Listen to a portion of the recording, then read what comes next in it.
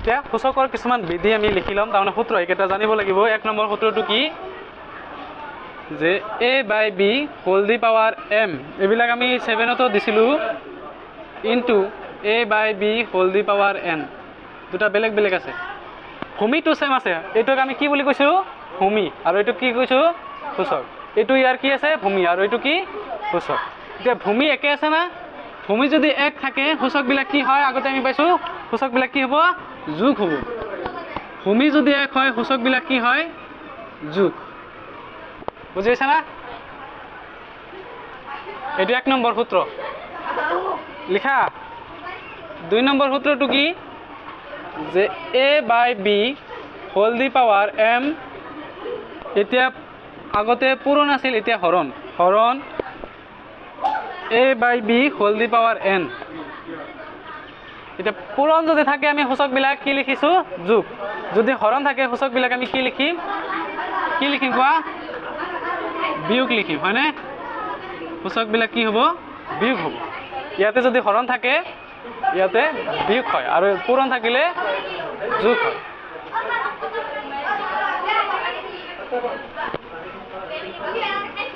number 3 a/b whole the power m আকৌ whole the power n আছে তাৰমানে পাৱাৰৰ ওপৰত আকৌ পাৱাৰ দি দিছে তাৰমানে এইটো ভূমি বুলি কৈছোঁ এইটো সূচক আকৌ এই গোটেইখিনি এটা ভূমি হয় এইটো কি হৈছে আকৌ সূচক হৈছে তাৰমানে এইটো ভূমি এইটো সূচক আকৌ এইটো এতিয়া ভূমি হ'ল এইটো কি হৈ গ'ল সূচক হৈ গ'ল তাৰমানে সূচক এতিয়া দুটা সূচক হৈ আছে এতিয়া এই দুটা সূচক আমি কি লিখিম ডাইৰেক্ট পূৰণ হৈ যাব a/b whole the power m into n হ'ব তাৰমানে যিমানেই সূচক আমি পাম ইয়াৰ ওপৰতো যদি থাকে এই সববিলাক কি হ'ব পূৰণ হ'ব কথাটো বুজি পাইছা না পূৰণ থাকিলে কি হয় যোগ বিয়োগ হৰণ থাকিলে বিয়োগ আৰু যদি সূচকৰ ওপৰত যদি সূচক থাকে কি হ'ব এইবিলাক পূৰণ হৈ যাব 4 number a/b into c/d whole the power n আছে তাৰমানে সূচকটো গোটেইখিনিৰ লগত কি হৈছে সূচক হৈছে গোটেইখিনিৰ লগত কি হৈছে সূচক আমি বেলেগ বেলেগকৈ লিখিব পাৰিম আমি এই বস্তুটো এনেকৈ লিখিব পাৰোঁ যে a/b whole the power n into c/d whole the power n আমি বেলেগ বেলেগ বা ছেপাৰেটলি আমি লিখিব পাৰিম a/b ইনটু c/d থাকিলে হোল দি পাৱাৰ n থাকিলে আমি a/b ৰ লগত একবাৰ হোল দি পাৱাৰ n আকৌ c/d ৰ লগত হোল দি পাৱাৰ n ঠিক আছে না পাইছা না বুজি এই 5 নম্বৰ সূত্ৰ অলপ আগত আমি কৈ দিলোঁ যে a/b whole the power -n থাকিলে এইটো কি হৈ যাব এইটো কি হৈ যাব b/a হোল দি পাৱাৰ কি হৈ যাব n হৈ যাব মাইনাছ থাকিলে উল্টি যাব ভিতৰৰ বিলাক উল্টি যাব আৰু 6 নম্বৰ এটা আছে যে a/b হোল দি পাৱাৰ 0 হলে ইকুৱেল টু 1 হ'ব যিকোনো সংখ্যা ইয়াতে থাকক যিকোনো ভূমি থাকক যদি সূচকটো 0 হয় তেতিয়া আমি সদায় কি লিখিম 1 লিখিম মনত ৰাখিবা এইটো ইয়াতে মাইনাছ হওক প্লাছ হওক যিকোনো থাকক কোনো কথা নাই যদি 0 হয় সূচকটো তেতিয়া আমি কি লিখিম 1 লিখিম কিমানটা সূত্ৰ হ'ল 1 2 3 4 5 6 থাকিব না মনত এই 6টা সূত্ৰ থাকিব না মনত কি থাকিব না নাই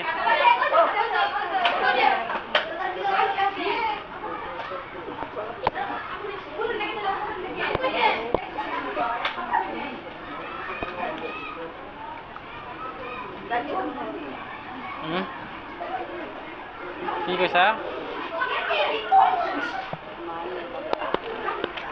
এতিয়া এক্সাৰসাইজ কিমান হ'ব আমাৰ 2.1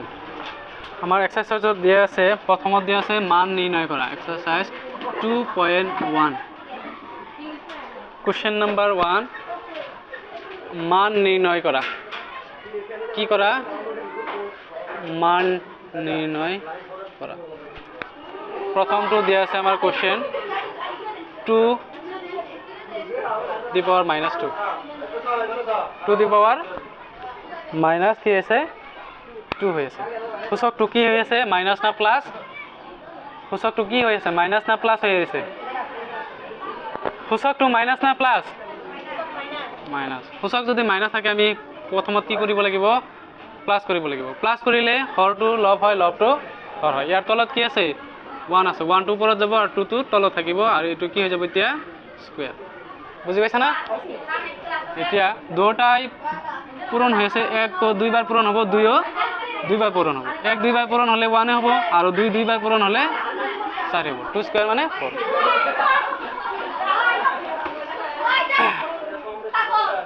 পাইছা না বুজি এতিয়া নাম্বাৰ 2 টো চাবি সকলোৱে ক'ব লাগিব এটো যে 1/3 হোল দি পাৱাৰ কিমান আছে -2 আছে এতিয়া এটো কি হ'ব সূচকটো কি লিখিম আমি 3 টো ওপৰত যাব 1 টো তলত আহিব 1 তলত নিলিখিলেও হয় যে 3 কি হ'ব স্কয়াৰ এটো প্লাস হৈ গল 3 স্কয়াৰ মানে কি 3 দুইবাৰ পূৰণ 3 দুইবাৰ পূৰণ মানে কিমান হ'ব 9 হ'ব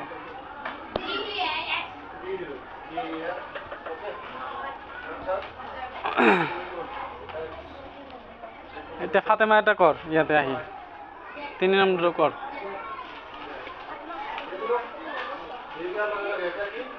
এটু কৰ আহি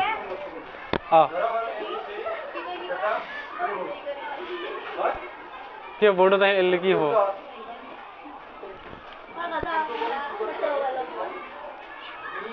3 নম্বৰত কি আছে যে 4/5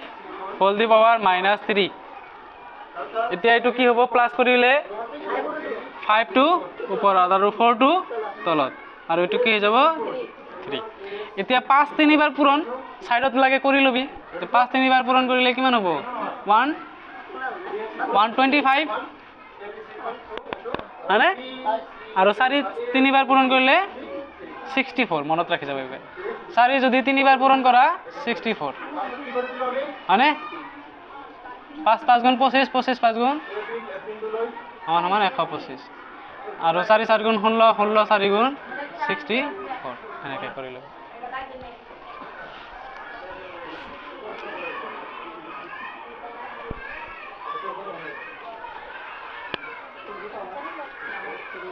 ঠিক আছে বুজি পাইছা সামিম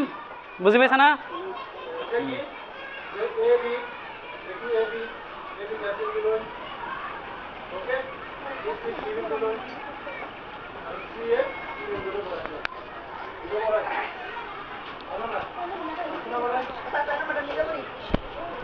চাৰি নম্বৰত পাৰবি না বোৰ্ডত আহি কৰে এজন আছে কিমান কোনে আহিবি বোর্ডত একো নহয় করছন এটু কর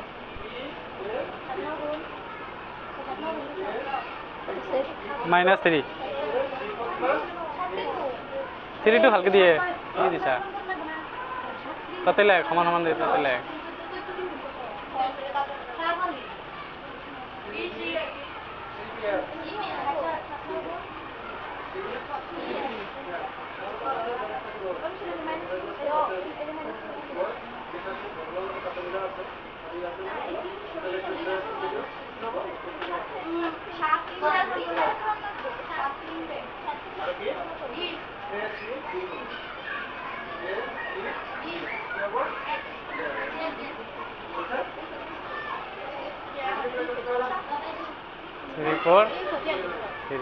বঢ়িয়া যা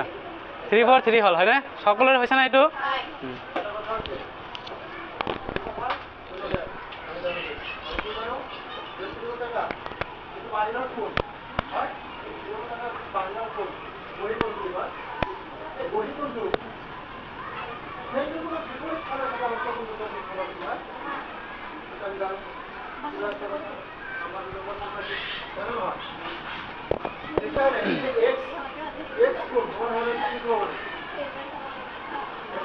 এতিয়া নাম্বাৰ কিমান হ'ব এইটো 5 নম্বৰ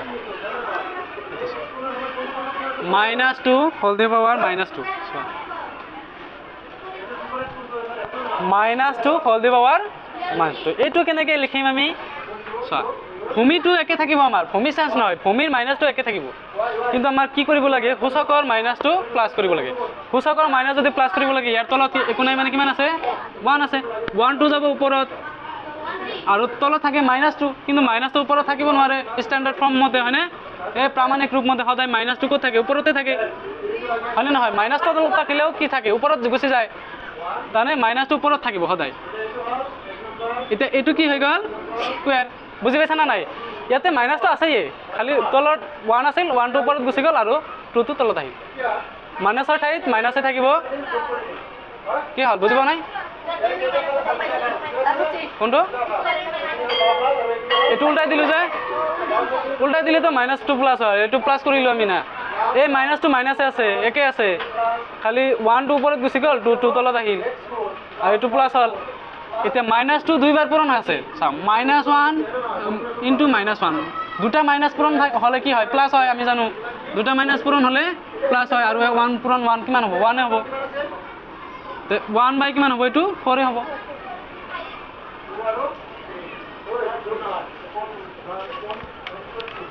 আৰু দুটা আছে কৰি দিও একেলগে নাম্বাৰ 6 -1/3 হোল কিউব এই মাইনাছটো মাইনাছে থাকিব এইটো কোন চেঞ্জ নহয় আৰু ইয়াতে মাইনাছ নাই যেহেতু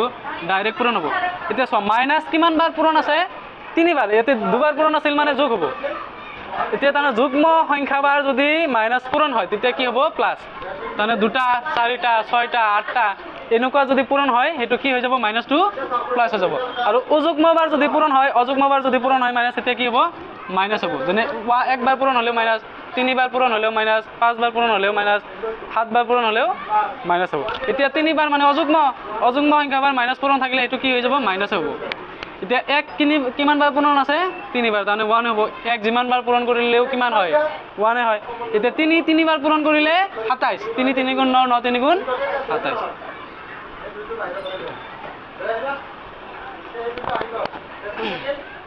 নাম্বাৰ 7 -6/7 হোল দি পাৱাৰ -3 এটো সব -3 আছে এই -3 লগত এই -3 কোনো ৰিলেটেড নাই এই মাইনাসটো কি যাব প্লাস কৰিলে খালি এটো উল্টি যাব হয়নে এটা 7 বাই কি হ'ব 6 আৰু এটো মাইনাস হ'ব মাইনাস থাকে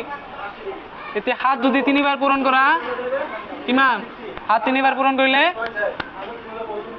অলপ আগত কৰিলা 343 আৰু যদি 6 3 বাৰ পূৰণ কৰা কিমান হ'ব 216 হ'ব 6 6 গুণ 36 পূৰণ 6 6 6 গুণ 36 6 হাতে কিমান 3 6 3 গুণ 18 18 3 21 বুজি পাইছা না গতিকে এইখিনিলৈকে আমাৰ অনুশীলনী 1.2 ৰ 2.1 ৰ 1 নম্বৰ কেইটা আমি শেষ কৰিলো নেক্সট ক্লাছত আমি 2 লৈকে গুচি যাম কোনটো এটো প্লাসে আছে কি উল্টি যাব প্লাস থাকিলে তো উল্টি না যায় না মাইনাস থাকিলে হে উল্টাই দিম হ্যাঁ সূচক মাইনাস থাকিলে হে উল্টাই দিব লাগে আৰু সূচক প্লাস থাকিলে কোনো কথা নাই এনেকৈ থাকিব খালি পূৰণ কৰি দিম আমি কাটাকাটি তো গলি ইয়াতে গলাকৈ ইয়াতে আৰু কিয় যাব যদি কাটাকাটি যায় ইয়াতে যাব আমি ডাঙৰ কৰি এটো কাটাকাটি কৰিব নোৱাৰো সৰু থাকিলে কাটাকাটি যাব